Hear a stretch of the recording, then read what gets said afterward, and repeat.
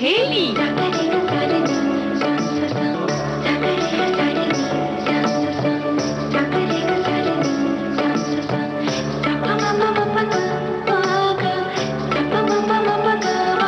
सखी सहेली।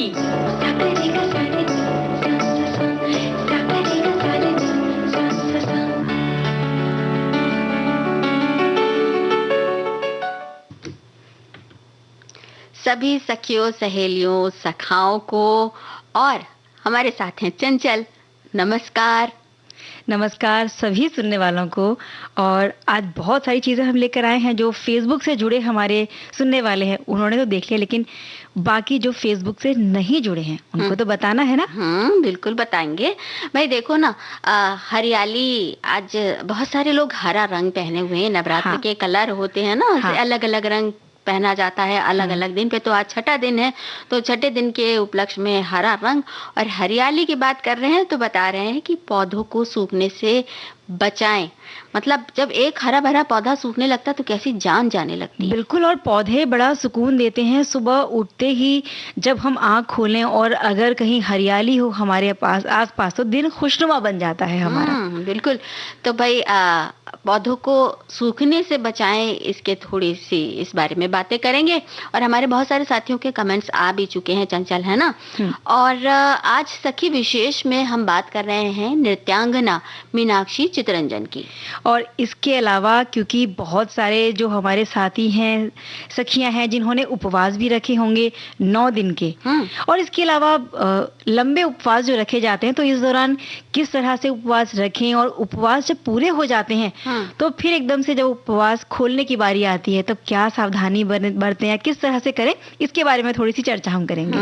देखो, समझ गए। हमारी एक सखी लिखती हैं कि उपवास जो है वो मतलब अपने आप को बहुत ज्यादा नियंत्रित करने का तरीका है।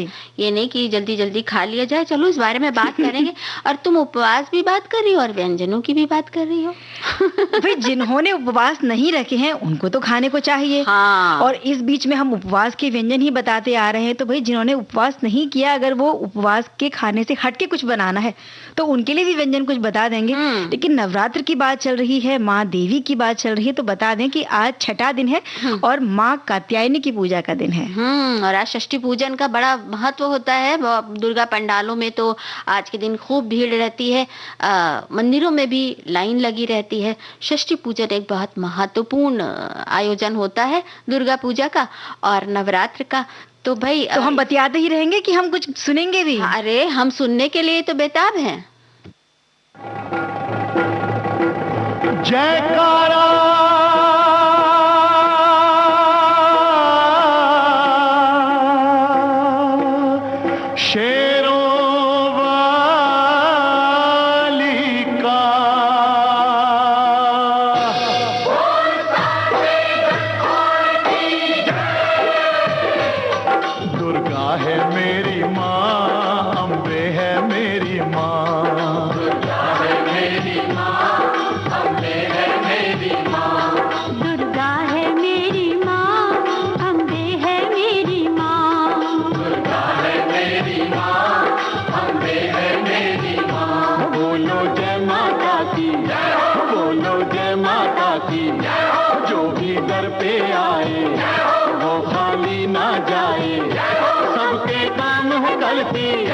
सबके दुख ये हरती, मैया शेरों वाली भर दो झोली खाली, मैया शेरों वाली भर दो झोली खाली। दुर्गा है मेरी माँ, अम्बे है मेरी माँ, दुर्गा है मेरी माँ, मेरी माँ, शेरों वाली पूरे करे अरमान जो सारे, पूरे करे अरमान जो सारे, पूरे करे अरमान जो सारे, पूरे करे अरमान जो सारे, देती है वरदान जो सारे, देती है वरदान जो सारे,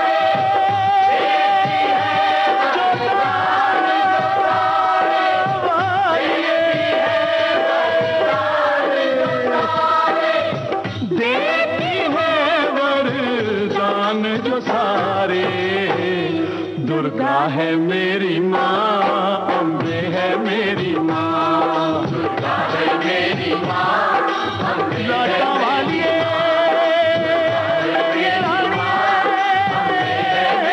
माँ, सारे जग को खेल खिलाए, सारे जग को खेल खिलाए, सारे जग को खेल खिलाए, सारे जग को खेल खिलाए, बिछड़ों को जो खूब मिलाए, बिछड़ों को जो खूब मिलाए, बिछड़ों को जो खूब मिलाए, बिछड़ों को जो दुर्गे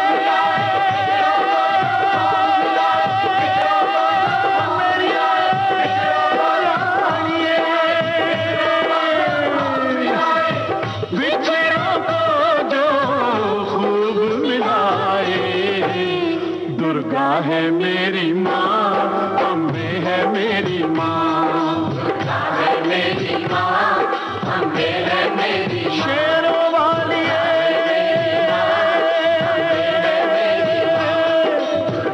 जोता वाली उच्चे मंगल वाली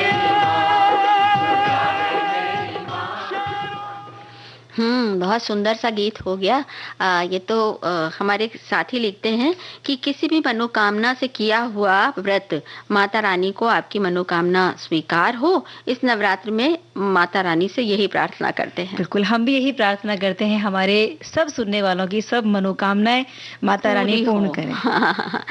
और होता है ना कि मनोकामना जब मन से कोई अच्छी बात कही जाती है ना, तो वो जरूर पूरी होती है। जैसे हमारी ये जो आज की सखी है ना, कलाकार सखी, उनका भी मन कहीं एक जगह रमा हुआ था और उसी वजह से उनकी जो इच्छा थी वो पूरी हुई। बिल्कुल। और पता है, जब हम सोशल मीडिया पे बहुत सारी चीजें देखते हैं तो वहीं मैंने एक आज बड़ी अच्छी सी लाइन पढ़ी थी कि प्रतिमा में माँ नहीं, प्रति माँ में माँ है। हाँ, यानी कि हर एक माँ के अंदर आप वो उस माँ की छवि देख सकते हैं, क्योंकि उसमें शक्ति भी है, साहस भी है, ममता भी है, दुलार है, प्यार है, करुणा है, सारी भावनाएं वो हर माँ के अंदर होती हैं, अपने बच्चों के प्रति, अपने पूरे परिवार के प्रति। तो ऐसी ही नृत्यांगना है मीनाक्षी चितरंजन, जो कि अपनी माँ से बहुत ज्यादा उनको लगाव रहा है।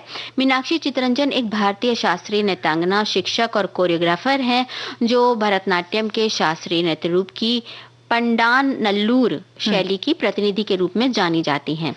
और चोक्का लिंगम पिल्लई और सुब्बाया राया पिल्लई के पिता की जोड़ी जो है रही है, ये उनकी शिष्या रही हैं। और भरतनाट्यम को बढ़ावा देने के लिए समय समय पर इन्होंने बहुत सारे प्रयास भी किए हैं और पंडान नल्लूर परंपरा को संरक्षित रखने में भी इनका बहुत योगदान रहता है। इनके अगर शुरुआती जीवन की बात करें हम राजुल जी, तो दक्षिण भारतीय एक राज्य है तमिलनाडु, जहां इनका जन्म हुआ चेन्नई में। इनके पिता पी सबनायगम एक सरकारी अधिकारी थे और इनकी माँ सावित्री, जिनका आपने जिक्र किया कि बड़ा लगाव था इनका अपनी माता जी से, तो बचपन से ही इनकी माँ को भी बड़ा शौक था नृत्य का। लेकिन जिस परिवार से वो ताल्लुक रखती हैं, तो पहले ऐसा हुआ करता था ना कि बच्चियों को अनुमति नहीं हुआ करती थी, तो उन्हें भी अनुमति नहीं थी इस बात की। और ये जो दबी हुई कहीं ना कहीं ये लालसा थी, ये तब और उभर कर सामने आ गई जब उनके घर में एक बेटी ने जन्म लिया। और उनकी जो 5 संतानें हैं, उनमें सबसे छोटी और एक मात्र ये लड़की है। तो भाई जब ये मतलब समझ लो कि एक सपना साकार होने का जब समय आया, तो सिर्फ 4 साल की थी मीनाक्षी चितरंजन जब उनकी माँ ने उन्हें एक प्रसिद्ध भरतनाट्यम गुरु पंडानल्लूर चोकलिंगम पिल्लई के पास भेज दिया। और फिर मीनाक्षी की भरतनाट्यम की अद्भुत यात्रा इस तरह से शुरू हो गई। सिर्फ 4 साल की उम्र से ही उन्होंने कठोर प्रशिक्षण जो होता है ना भाई, नृत्य के लिए तो बहुत बिल्कुल डिसिप्लिन बहुत जरूरी है, अनुशासन बहुत जरूरी है, तो वो पूरा उस तरह से निभाते हुए उन्होंने प्रशिक्षण लेना शुरू किया। बिल्कुल, घंटों घंटों रियाज करना पड़ता है, बड़ा तप करना पड़ता है, तब जाकर कहीं ऐसा मुकाम मिलता है जो मीनाक्षी जी को मिला होगा। और उनके जो गुरु थे पिल्लई और उनके बेटे सुब्बाराय पिल्लई, इनकी निगरानी में उनका प्रशिक्षण होता रहा और जब वो 9 साल की हुई तो पहली बार उन्होंने मंच पर अपना नृत्य जो था वो दर्शकों के सामने प्रस्तुत किया। और इसके बाद उनके पिता जो हैं उनका स्थानांतरण हुआ और इसी वजह से उनका पूरा परिवार दिल्ली आ गया। लेकिन छुट्टियों के दौरान जब भी मौका मिलता तो वो चेन्नई जाकर अपने गुरु के पास नृत्य की शिक्षा के लिए जाया करती थी और इस तरह से वो जो शिक्षा थी उनकी जारी रही। नृत्य के अलावा भी उनको बहुत सारे विषयों में रुचियां थी, जैसे कि टेनिस खेलती थी, तैराकी का शौक था, संस्कृत में भी रुचि थी तो उसके श्लोक याद करना, संस्कृत की कक्षाएं जाना वहाँ पढ़ना, योग में बहुत रुचि थी और साथ ही साथ सार्वजनिक भाषण जो होते थे स्कूल में उसमें भी वो भाग लेती थी। लेकिन जो असल की चीज थी, जो बिल्कुल अंदर थी, हृदय की इच्छा जिसे कहते हैं, वो नृत्य था जिसमें कोई तनाव, कोई अवसाद नहीं होता, बस नाचने का आनंद मिलता है। बिल्कुल, और जरूरी नहीं आप कोई एक बिल्कुल प्रशिक्षित नृत्यांगना हो, अगर आपको नाचने का मन करे तो जिन्हें नहीं आता आप बस एक डांस म्यूजिक लगाइए और झूम लीजिए तो भी जो वो तनाव या अवसाद है ना वो खत्म हो जाता है। और कॉलेज की पढ़ाई जब मीनाक्षी जी की पूरी हो गई तो उनका विवाह हो गया और विवाह हुआ अरुण चितरंजन के साथ में। और इसके बाद कुछ समय के लिए, क्योंकि जब एक नए परिवार में लड़की जाती है तो उनका जो नृत्य करियर था वो भी कुछ समय के लिए रुक गया। और कुछ समय के बाद एक आकस्मिक मुलाकात उनकी हुई श्रीनिवास पिल्लई के साथ में, जो जब वो कार्यक्रम किया करती थी तो उस दौरान, विवाह से पहले की ये बात है, जब उनके साथ में संगत करने के लिए मृदंगम पर वो हुआ करते थे। और नृत्य के प्रति उनकी लगन कुछ ऐसी थी कि जब उनसे मुलाकात हुई तो उसके बाद वो ज्यादा दिन रुकी नहीं और फिर नृत्य फिर से शुरू कर दिया। उन्होंने नृत्य जब शुरू किया तो मतलब उस समय भी और शुरू से ही उनकी इस तरह से मनोदशा रहती थी कि जब अच्छा होता था कुछ तो बहुत खुश हो जाती थी और जहाँ कुछ अगर गलत हो जाता था, गलती हो जाती थी तो बड़ी निराश और परेशान हो जाती थी। लेकिन उत्तेजना और निराशा के बीच में जो संतुलन था वो उन्होंने नृत्य के साथ बिठाना सीख लिया था। और उनकी सफलता में उनके माता पिता दोनों का बहुत बड़ा योगदान रहता था। उनकी माँ जो थी वो मानसिक और शारीरिक भागीदारी पूरी तरह से उनकी रहती थी। जब भी ऐसा लगता था कि वो उदास है तो तुरंत माँ का साथ मिल जाता था, कुछ बातें होती थी और खत्म हो जाता था। बिल्कुल ऐसा होता है ना, जब लगता है कि कोई फिक्र करने वाला है तो हमें तो अपनी कुछ चिंता करने की, अपने बारे में सोचने की जरूरत ही नहीं है। और उनके माता पिता ने इस चुनौतीपूर्ण क्षेत्र में पूरी तरह से उनका सहयोग किया। जब उनके जैसे जो उनके कार्यक्रमों का आयोजन होता था वो करना, ऑर्केस्ट्रा की व्यवस्था करना, प्रबंधन का कार्य करना, साथ ही जो आने जाने वाले कलाकार होते थे उनका ध्यान रखना, उनकी यात्रा की बुकिंग वगैरह करना, जो आमंत्रित प्रेस के लोग होते थे, फिर वेशभूषा, आभूषण, मेकअप, इन सब चीज़ों का ख्याल रखना। और इसीलिए वो आज भी अपने माता पिता के इन सभी प्रयासों की बहुत सराहना करती हैं। तो चंचल, अभी एक अंतराल का वक्त हो गया है। हाँ, बातों को जारी रखेंगे। हाँ। इनकी बातें हम और करेंगे एक अंतराल के बाद।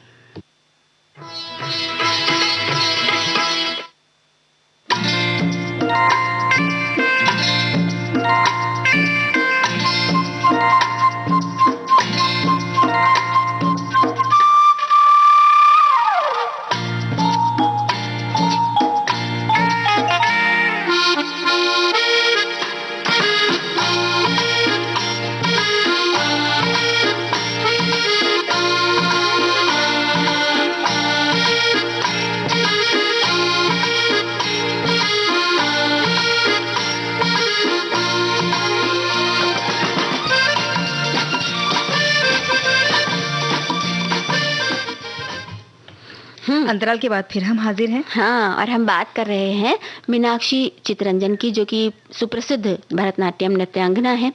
तो ये सब होता रहा, उनका जो प्रशिक्षण चला और उसके बाद उन्होंने कार्यक्रम भी देने शुरू किए। लेकिन इस बीच भी कहते हैं ना कि हमेशा सीखने की गुंजाइश रहती है। कोई भी कला हो या कुछ भी हम कर रहे हो उसमें हमेशा कुछ नया हम कर सकते हैं। तो उन्होंने भी पद्म भूषण विजेता कलानिधि नारायणन से अभिनय का प्रशिक्षण भी लिया और श्रीनिवास पिल्लई, एस पांडियन और पद्मा सुब्रमण्यम जैसे कलाकारों से वो समय समय पर सीखती रहीं। और जब कोई सीखता है, बड़ा कठोर परिश्रम करता है, तो इस बारे में सराहना की जाती है और ये पुरस्कारों के रूप में भी होती है। और इन्हें भी पुरस्कार बहुत सारे मिले, लेकिन उससे पहले हम बता दें कि 1991 में भरतनाट्यम सिखाने के लिए उन्होंने अपना एक नृत्य विद्यालय भी शुरू किया, जो जिस नृत्य को वो प्रतिनिधित्व करती हैं, जिसका पंडानल्लूर बानी को प्रशिक्षण संरक्षित करने के लिए वहाँ भी उनके इस तरह के प्रयास किए जाते हैं। और बहुत सारे महत्वाकांक्षी बच्चे जो नृत्य सीखना चाहते हैं उनको वो सिखा रही हैं। दक्षिण भारत के सुप्रसिद्ध अभिनेता रजनीकांत, उनकी सबसे बड़ी बेटी हैं कलई मामणी पुरस्कार विजेता ऐश्वर्या आर धनुष, ये उनके शिष्यों में से ही एक हैं। और ये सभी जाने माने कलाकार हैं दक्षिण भारतीय फिल्म उद्योग के। और अब तुमने जैसा कि पुरस्कारों की बात की थी, तो वास्तव में 1975 में श्री कृष्ण गण सभा की नाट्य चूड़ामणि की उपाधि से और तमिलनाडु सरकार का जो कलई मामणी पुरस्कार है उनसे उनको नवाजा गया। और भारत सरकार ने उन्हें 2008 में चौथे सर्वोच्च नागरिक सम्मान पद्मश्री से सम्मानित किया था। इसके अलावा पार्थ सारथी पुरस्कार से भी उन्हें सम्मानित किया गया और स्वामी सभा ने उन्हें साल 2014 में नाट्य कला सारथी की उपाधि से सम्मानित किया। इसके अलावा मद्रास संगीत अकेडमी से सर्वश्रेष्ठ नर्तकी पुरस्कार उन्हें साल 2004 में मिला था। और दूरदर्शन से भी संबंध है, अक्सर उनके कार्यक्रम वहाँ होते रहते हैं। तो हमारी यही शुभकामनाएं हैं कि और ऊंचाइयां वो इस क्षेत्र में प्राप्त करें और बहुत सारे बच्चे जो सीखना चाहते हैं उन्हें भी उनके सानिध्य में प्रशिक्षण मिलता रहे। और हमारी जो सखियां नृत्य की शौकीन हैं वो अपने शौक को पुनर्जीवित करने के लिए कुछ ना कुछ करती रहे। बिल्कुल, जैसे इन दिनों में वो गरबा करने रोज जाती हैं। हाँ।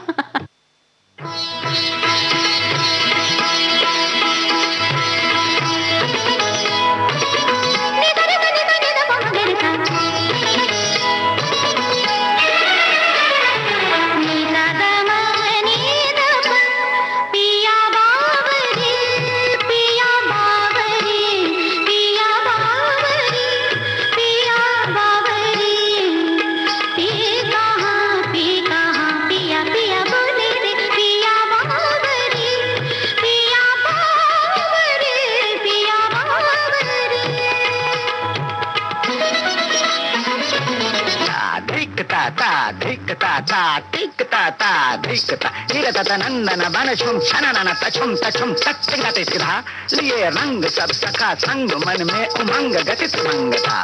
खेलत भुज मेलत लपट झपट राधा ललिता चंदा बलि दियो बोर रंग घोर सर बोर बनवारी मैं हारी जा जारी मैं हारी जा जारी मैं हारी जा जारी।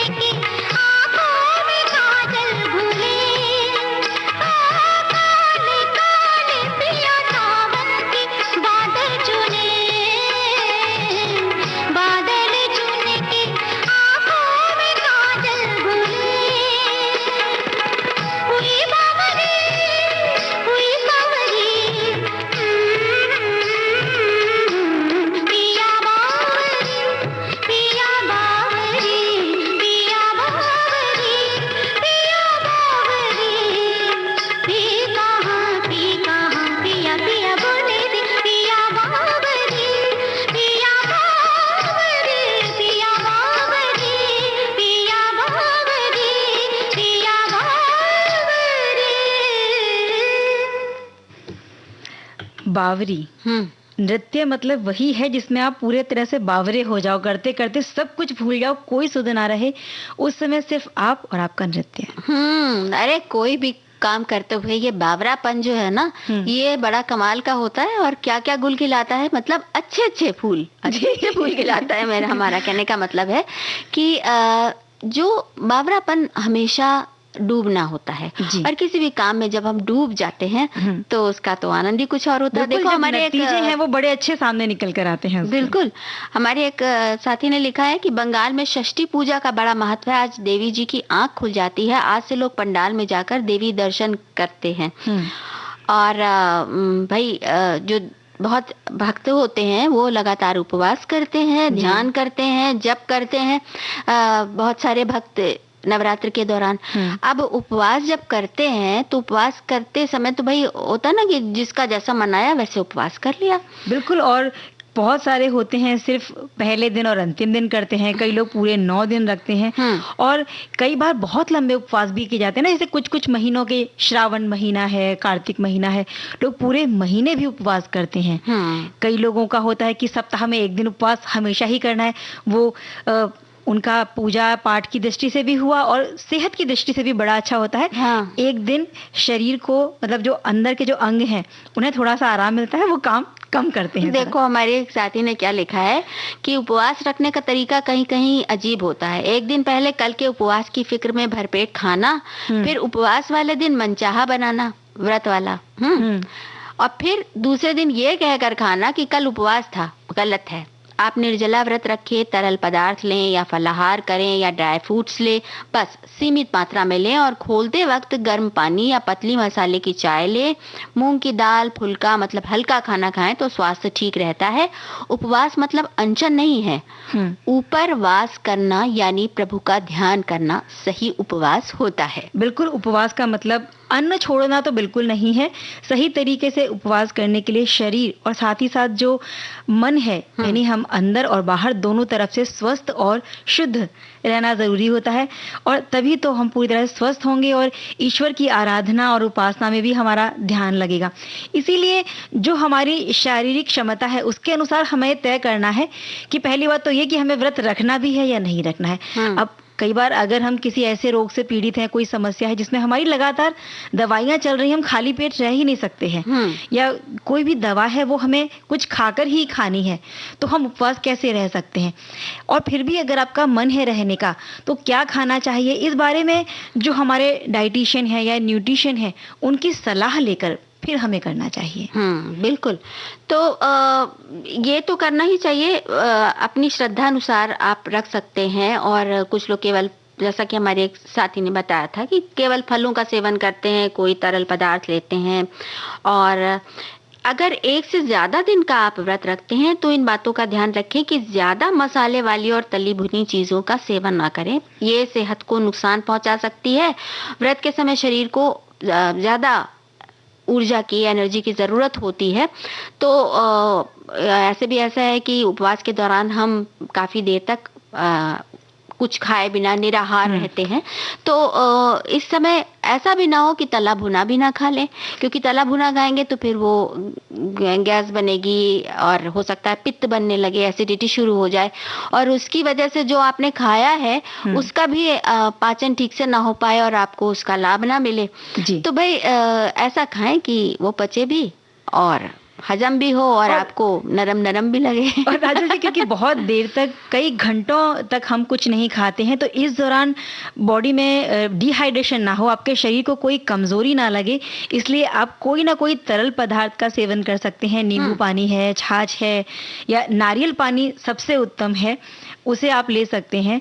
या फिर जो ताज़ा फल है उसका कोई जूस निकालें। पहले से जो तैयार किए हुए जूस आते हैं उनको लेने की बजाय आप कोई जूसी फ्रूट ले आइए जिनमें बहुत सारा रस होता है, उनका रस निकालकर ताज़ा ताज़ा पीजिए, तो वो बहुत ज़्यादा आपके शरीर को ताकत देगा और ऊर्जा देगा। या फिर ऐसा कर सकते हैं ना कि जैसे सेब है, गाजर है, उसकी एक स्मूदी सी बना ली थोड़ा सा दूध डाल के, और उसके बाद उसमें आपने आराम से उसको थोड़ा शहद अगर चाहिए हो तो शहद मिला लें, नहीं चाहिए हो ऐसा ही वो मीठा लगता है तो वो ऐसे ही खाएं। तो जो फलों का जो गूदा है, जो उनका रेशा है, भी आपके शरीर में जाएगा और उनका रस भी आपको मिल जाएगा। जाएगा, इस तरह का कुछ कर सकते हैं, पेट भी भर जाएगा। हाँ। कुछ लोगों को ये होता है ना कि अरे पानी ही तो पिया है, हाँ, वो तो बहुत जल्दी हजम हो जाता है। देखो, एक साथी ने कहा है कि उपवास रखने से अपने शरीर की आंतरिक सफाई हो जाती है, पेट की बहुत सी तकलीफें कम हो जाती हैं। कुछ भारी तला भुना खाने से जो नुकसान होता है वो 9 दिन के फलाहार जिसमें कोई भी वस्तु तली भुनी ना हो ये खाएं, और फल, हल्की सब्जी ये सब खानी चाहिए, और व्रत को भी हल्के खाने से खोलें। तो व्रत खोलने को लेकर एक और साथी हमारी लिखती हैं कि व्रत खोलने का सबका अपना अलग अलग तरीका होता है। कुछ के परिवार में जो चलता है उससे व्रत खोल लेते हैं। जैसे कई लोग एक वक्त अनाज भी खाते हैं। अगर आप बिल्कुल निराहार हैं तो सबसे पहले कोई पेय पदार्थ जो आपके शरीर को पसंद हो या सूट करता हो वो ले लेना चाहिए। लोग जूस लेते हैं, नींबू पानी ज़रूरी नहीं है कि सबको सूट करे, तो आप बिना दूध की चाय भी ले सकते हैं। और बिहार के बारे में कह रही हैं कि वहाँ बड़े कड़ाई से नियमों का पालन किया जाता है। एकादशी, जन्माष्टमी, सोमवार के व्रत, गणेश चतुर्थी, नवरात्रि, इनमें एक दिन पहले से ही निरामिष खाना खाया जाता है और व्रत के दिन नमक नहीं खाते। नवरात्रि का व्रत भी बहुत सारे लोग कर रहे हैं, तो पूरे दिन वो लोग फल पर ही रहते हैं और रात में एक बार ही सेंधा नमक का बना हुआ भोजन करते हैं। एकादशी व्रत होने पर पूरे दिन फल, चाय, शरबत, फलाहार पर ही वो रहते हैं जिसमें नमक का प्रयोग नहीं किया जाता। दूसरे दिन पारण, सूखी रोटी, घी लगी हुई और आलू का चोखा, वो भी बिना तेल का, जिसमें कोई मसाला नहीं होता, केवल नमक होता है या फिर थोड़ी सी हरी मिर्च डाल दी जाती है और एक प्रकार की चने की दाल। इन सारी चीज़ों में बहुत थोड़ी सी चिकनाई यानी कम घी तेल का प्रयोग कर सकते हैं। और नवरात्रि में जो नमक नहीं खाएंगे, जब वो व्रत खोलेंगे तो सेंधा नमक ही उनको दिया जाता है। चावल, कड़ी और ख़ास पेय के साथ, यानी जिसमें गुड़, अदरक, काली मिर्च, हल्दी, काला नींबू, ये चीज़ें डाली जाती हैं, वो पेय पदार्थ पहले पिए जाते हैं, जिससे शरीर में नमक का स्तर भी ठीक हो जाता है और गला भी ठीक रहता है। बिल्कुल सही इन्होंने कहा है, बहुत अच्छी बात बताई है। मतलब आपने अपने शरीर को पूरी आंतरिक सफाई तो कर ली अब, लेकिन उस आंतरिक सफाई का लाभ तभी मिलेगा जब आपने अपनी जो नियमित दिनचर्या है वो शुरू की, नियमित भोजन लेना शुरू किया और वो आपको नुकसान ना करे। जैसे देखो, हमारे एक साथी लिखते हैं कि उपवास शरीर शुद्धि का एक साधन है, चिकित्सा क्षेत्र में इसे लंघन कहा जाता है।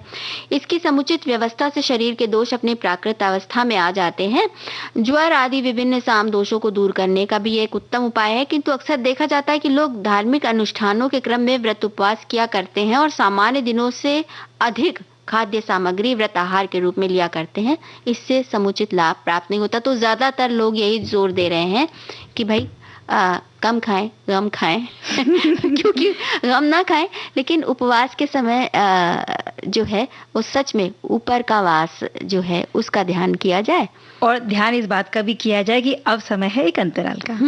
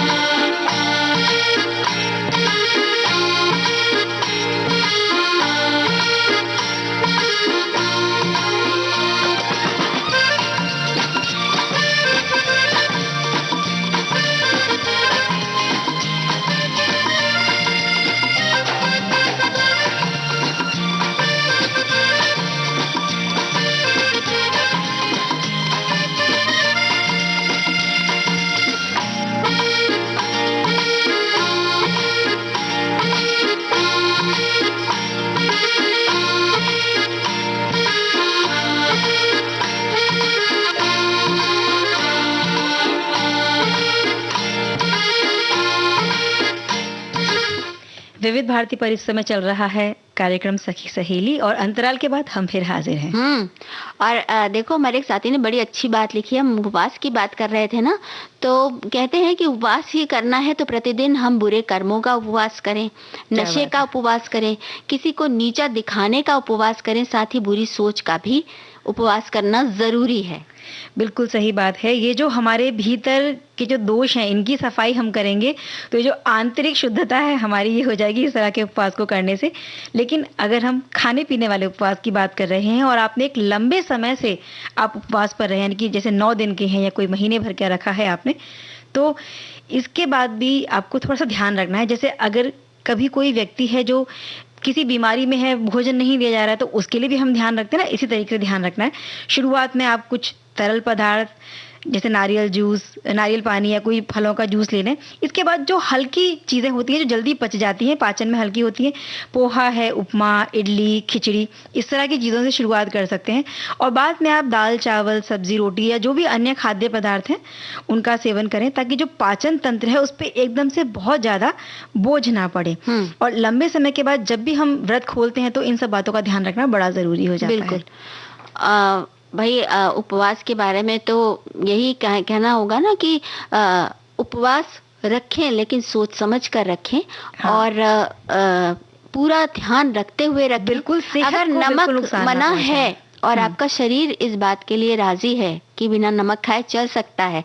बहुत से लोगों को होता है ना कि लो ब्लड प्रेशर की शिकायत होती है। हाँ। तो इसका ध्यान रखें और तब उपवास में नमक खा लें। जी। और अब एक गाना सुन लिया जाए।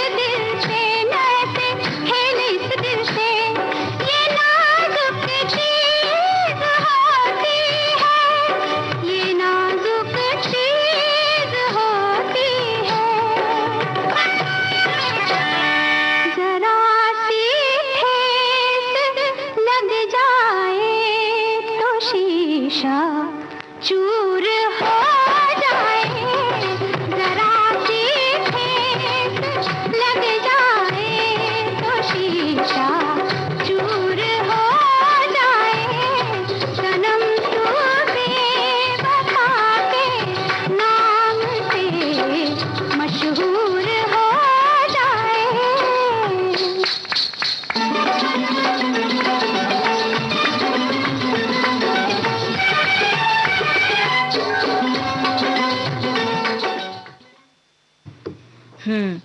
तो भाई अब बात करते हैं, जरा हरियाली की तरफ बढ़े।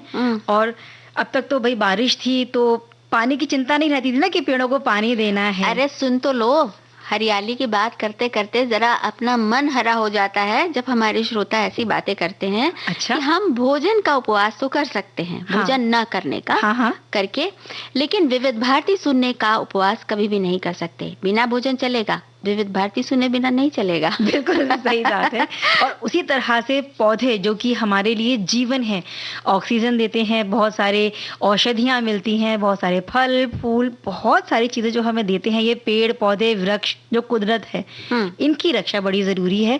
जब बारिश होती है तो जो जंगल के भी हैं जहाँ कोई भी नहीं जाता, उन पौधों को भी पानी मिल जाता है और सिर्फ बारिश के पानी से ही वो पूरे साल हरे भरे रहते हैं। या आसपास जो नदियां हैं, तालाब हैं, उन्हीं से वो जो मिट्टी है वो नमी को लेती है और आपको वो पेड़ पौधे जीवित रखते हैं। लेकिन हम जो अपनी एक बगिया बनाते हैं छोटी सी, उसको हरा भरा रखना, उसे खिला खिला रखना, ये हमारी जिम्मेदारी है। तो उन पौधों को भी सूखने से बचाना बहुत ज़रूरी है। अगर कहीं भी थोड़ी सी भी गलती हमारी होगी तो उसकी वजह से पौधे सूख सकते हैं, मुरझा सकते हैं या फिर पूरी तरह से मृत भी हो सकते हैं। इसलिए कुछ बातों का हमें ध्यान रखना है। अगर सभी कोशिशों के बावजूद पौधे सूख रहे हैं तो भाई ये पहले देखना है कि कैसे क्या किया जा सकता है। तो सबसे पहली बात तो ये है कि लोग तुरंत पानी से सींचना शुरू कर देते हैं। तो भाई पानी ज्यादा ना डालें, क्योंकि पानी जरूरी है लेकिन हानिकारक भी हो सकता है ज्यादा पानी। ज्यादातर पौधे ठंड के दिनों में नहीं बढ़ते हैं, इसलिए ऐसे समय में पौधों में कम पानी डालना चाहिए। जैसे बहुत सारे जगहों पे ठंड शुरू हो गई है, तो वहां पर अब पानी की जरूरत कम हो गई है, या जितना डालते थे तो उससे थोड़ा कम डालें। और निचले हिस्से में अगर पानी जड़ों में जमा रह गया तो जड़ें सड़ना शुरू कर देती हैं, और फिर भला बताइए पौधा कैसे आगे बढ़ेगा। बिल्कुल। तो अति हर चीज की बुरी है, इसलिए पानी भी सोच समझ के ही डालना है। और जो पौधों की नमी है इसको हमेशा देखते रहें, क्योंकि बहुत ज्यादा नमी और बहुत कम नमी दोनों ही पौधे के लिए हानिकारक होते हैं। तो नमी कम होने की स्थिति में घर में लगे हुए जो पौधे होते हैं उनमें जब गर्मी की मात्रा बढ़ जाती है, जिसके कारण ही तेजी से जब सूखने लगते हैं, तो सर्दियों की रूखी हवा है वो भी इनके लिए हानिकारक हो सकती है और इससे भी पत्ते सूख जाते हैं, उनमें जो पत्तियां हैं वो झड़ जाती हैं। सूखी लकड़ी के अलावा इनमें कुछ भी नहीं बचता। इसीलिए इनकी नमी को जांचते रहें। और अगर आपको लगता है कि नमी की मात्रा कम ज्यादा होने के लिए हमें पौधे को बदलने की जरूरत है, तो अगर गमले में आपका पौधा है तो उसकी जगह को भी बदल सकते हैं। पौधों को हीटर, रेडिएटर, वेंट और एयर कंडीशन जैसी चीजों से जहां पर ये हैं उनसे थोड़ा सा दूर रखना ज्यादा सही होता है। बिल्कुल। और पहली बात तो ये है कि जब आप पौधे ला रहे हैं तो उसी समय ये बात ध्यान रख लें कि उनकी अच्छी तरह आप देखभाल कर पाएंगे, क्योंकि कुछ पौधों को बहुत ज्यादा देखभाल की जरूरत होती है। तो आप पूरी देखभाल कर सकते हैं या नहीं, सुंदर लग रहा है ये सोच के ही पौधा ना लगा लें। उसकी देखभाल पूरी तरह कर पाएंगे कि नहीं, जब हम ये सोच लेते हैं तब हम जो पौधा लेकर आते हैं घर में उसकी हर तरह का जो उसको कहते हैं ना, उसकी पूरी सुख सुविधा का ध्यान हम रख पाते हैं। राजुल जी, ऐसे बहुत सारे लोग होते हैं जिन्हें बागवानी का या पेड़ पौधों का बड़ा शौक है, तो वो बिल्कुल एक जैसे छोटे बच्चे की देखभाल की जाती है ना, कि उनकी कटाई छटाई भी करना, समय पे पानी देना, उनको जैसे हम भोजन लेते हैं तो उनको समय समय पे खाद पानी देना, इन चीजों का बड़ा ध्यान रखते हैं।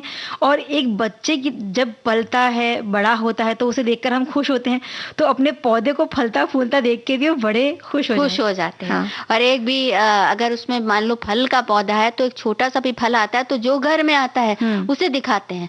तो ये भी हो सकता है ना कि पौधों के को बढ़ता देख के आपके अंदर का जो बच्चा है वो जीवित हो उठता है। ये भी एक पौधों की खासियत होती होती है। और जैसे हम उनसे संवेदनाओं से जुड़ जाते हैं तो पौधे भी संवेदनशील होते हैं, वो भी हमारी तरह खुश हो रहते हैं, दुखी होते हैं। और जो अगर कोई बहुत देखभाल करता है, अगर वो दूर चला जाए कुछ दिन के लिए, तो पौधा भी उसे याद करता है और मुरझा जाता है।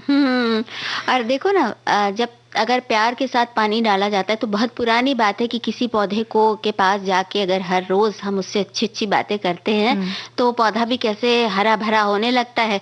और किसी पौधे को ये बकायदा एक प्रयोग किया गया था जिसमें देखा गया था कि कोसने से पौधा भी सूख जाता है। तो समझते हैं सब बातें। और इसी तरह से ये भी समझते हैं जैसे हम एक ही काम करते करते या एक ही जगह रहते रहते उब जाते हैं, फिर घूमने चल देते हैं, है ना, पर्यटन स्थल इसीलिए हम लोग जाते हैं हर बृहस्पतिवार को। लेकिन पौधों को भी ये अच्छा लगता है। तो अगर ऐसा लग रहा है कि पौधा कुछ मुरझा रहा है या कुछ उतनी तेजी से नहीं बढ़ रहा है तो उसका गमला बदल दीजिए, मिट्टी बदल दीजिए, खाद बदल दीजिए। एक चीज और मैंने देखी है राजुल जी कि जैसे हमें समूह में रहना या दोस्तों के साथ रहना अच्छा लगता है, अगर कोई पौधा अकेला एक गमला रखा है तो कई बार वो अकेलेपन का, एकाकीपन का शिकार होता है, तो वो उदास होता है। उसके अगल बगल आप 2-4 पौधे और रख दीजिए, उसे साथी मिल जाएंगे और वो भी खुश हो जाएगा। हाँ, हम भी खुश हो जाएंगे अगर तुम एक गाना सुना दोगी। मेरा प्यार वो है कि मर कर भी तुमको जुदा अपनी बाहों से होने न देगा। मेरा प्यार वो है कि मर कर भी तुमको जुदा अपनी बाहों से होने न देगा। मिली मुझको जन्नत तो जन्नत के बदले खुदा से मेरी जान तुम्हें मांग लेगा। मेरा प्यार वो है।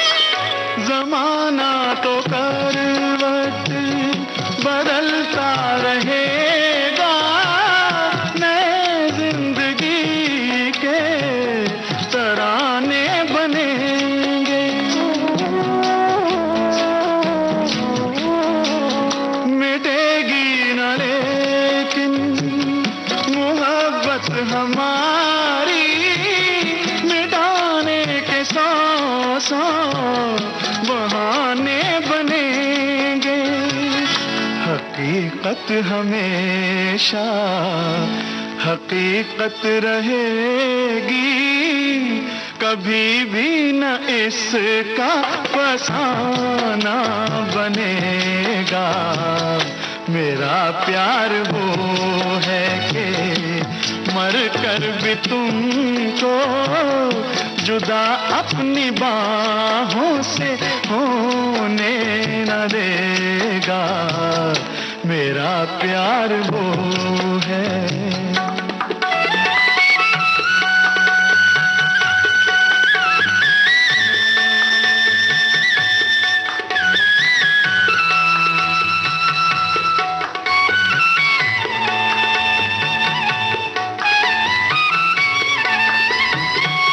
तुम्हें छीन ले मेरी बाहों से कोई, मेरा प्यार यूं बेसहारा नहीं है।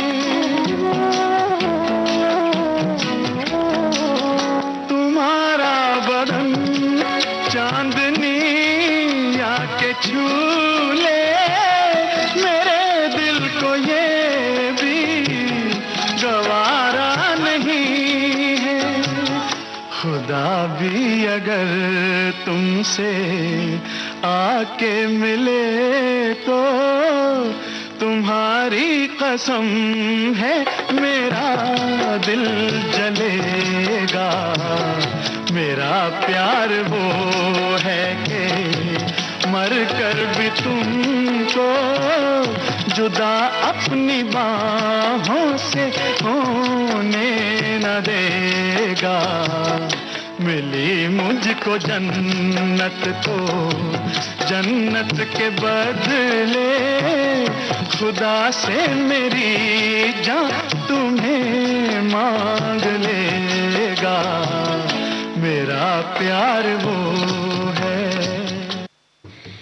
राजुल जी, पौधों को अगर हरा भरा रखना है तो उनका ध्यान तो रखना पड़ेगा ही, क्योंकि अगर हमारी घर में एक छोटी सी बगिया है और उठते ही जब हम जाते हैं ना उस तरफ, तो एक बड़ा सुकून देती है वो हमें। तो इसीलिए कई बार हम ध्यान रखने के लिए क्या करते हैं, कोई पौधा अगर गमले में ठीक से नहीं पनप रहा है तो उसका गमला बदलते हैं।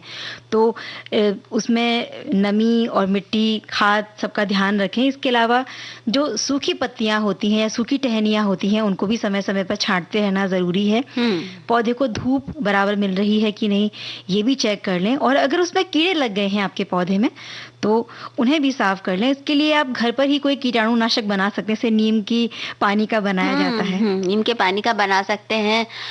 कुछ लोग गुनगुना पानी भी हल्का सा डालते हैं, हाँ। उसमें डाल के वैसे जैसे तुलसी वगैरह है तो उन पर अगर आप हल्दी एकदम लगा दें जहाँ जहाँ पर भी लगा है, तो तुलसी का पौधा जो है वो कीड़ा वहाँ से निकल जाता है। लेकिन ये सब चीजें नियमित रूप से करनी पड़ती हैं, क्योंकि जो कीड़ा होता है ये बहुत चालाक होता है। हाँ। आपने एक दिन साफ किया, दूसरे दिन आप देखेंगे दुगनी, क्योंकि कोई अगर एक रह गया तो वो बस तुरंत झटपट आ जाता है और वो दूसरी टहनी पर जाकर अपना घर बनाते हैं।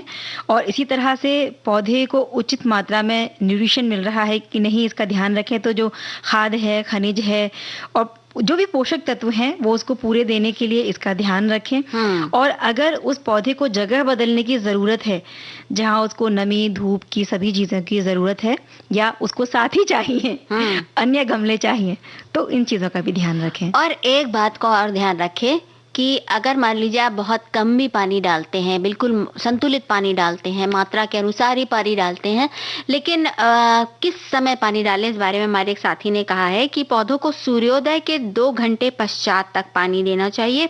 अगर सुबह समय नहीं मिला है तो शाम को सूर्यास्त के 1 घंटे पहले चल दें। पौधा दोपहर समय कितना भी मुरझाया या सूखा हुआ लगे फिर भी पानी नहीं देना चाहिए, क्योंकि उस समय पौधे फोटोसिंथेसिस के प्रक्रिया में व्यस्त रहते हैं और पानी देने से मतलब सब गड़बड़ हो जाएगा। तो सुबह के समय या शाम के समय ही पानी दें। और एक बड़ी अच्छी बात, छोटी सी बात है लेकिन बड़ी अच्छी बात लिखी है हमारे साथी ने, कि विकास के क्रम में सबसे अधिक क्षति यदि किसी की हुई है तो वो है पौधे। ये पौधे, ये पत्ते, ये फूल, ये हवाएं दिल को चुराए, मुझको लुभाए, हाय मन कहे मैं झूमूं, झूमूं मैं गाऊं, मन कहे मैं झूमूं मैं गाऊं।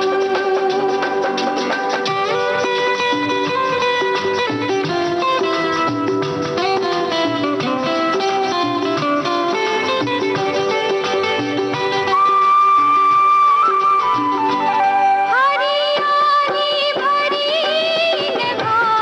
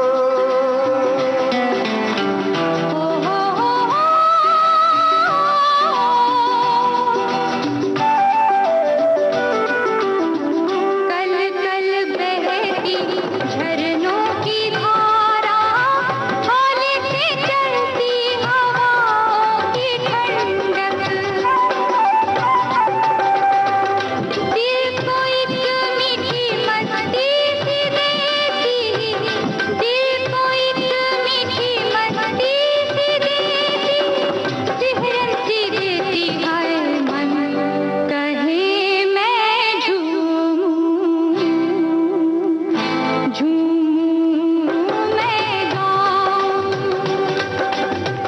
मन कहे मैं झूमूं मैं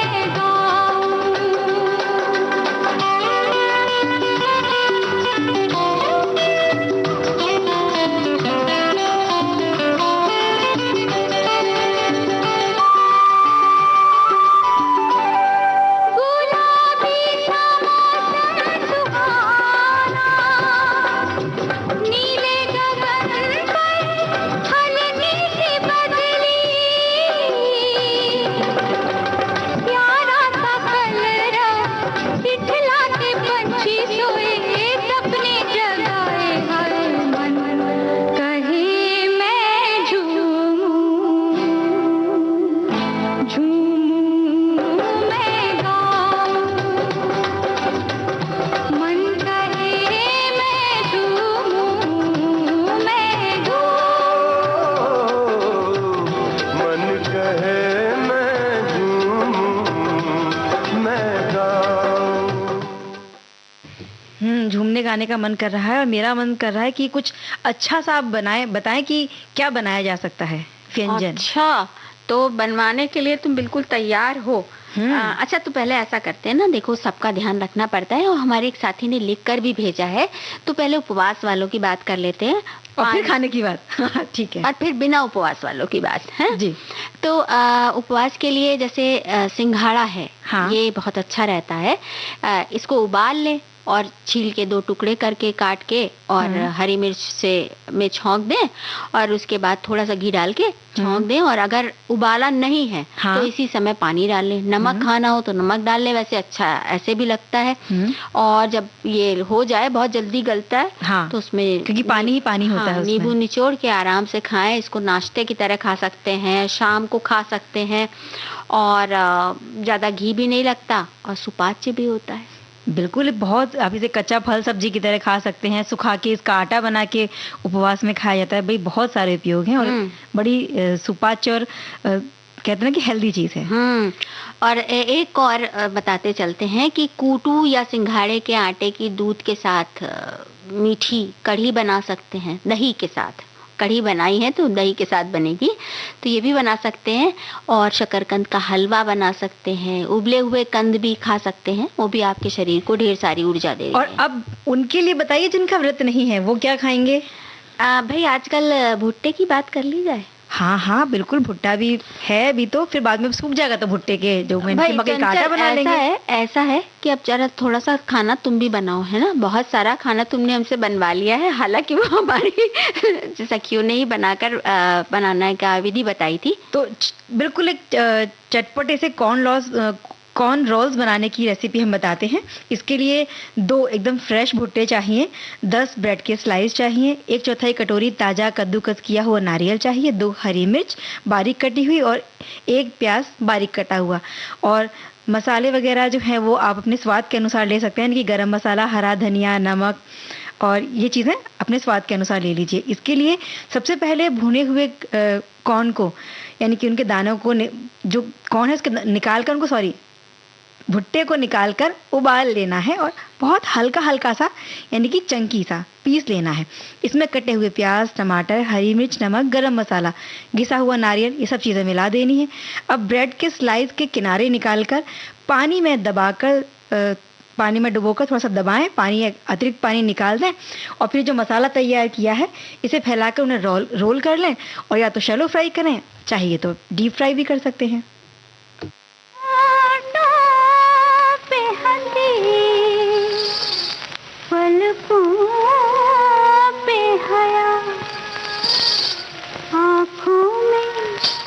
आँखों में शरारत रहती है, आँखों में शरारत रहती है, आँखों में शरारत रहती है। दिल देती हूँ मैं, दिल देती नहीं दुनिया को, दुनिया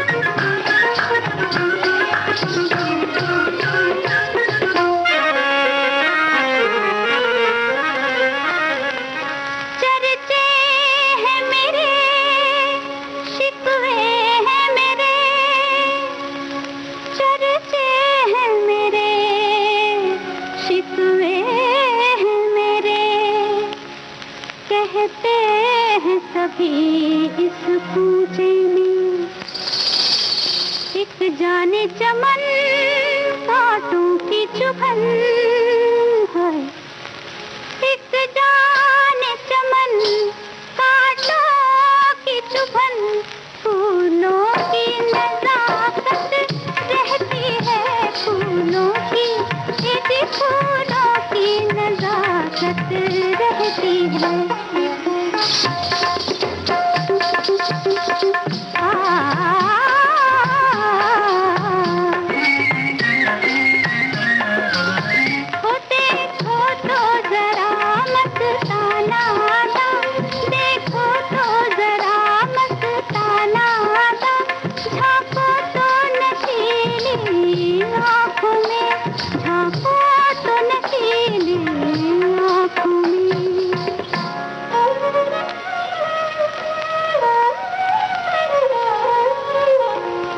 देखूं तो जरा सागर की भला है, देखूं तो जरा सागर की भला, फिर किसको जरूरत रहती है, फिर किसको। कार्यक्रम से विदा लेने का समय आ गया है। सभी को चंचल वर्मा और राजुल का नमस्कार। नमस्कार।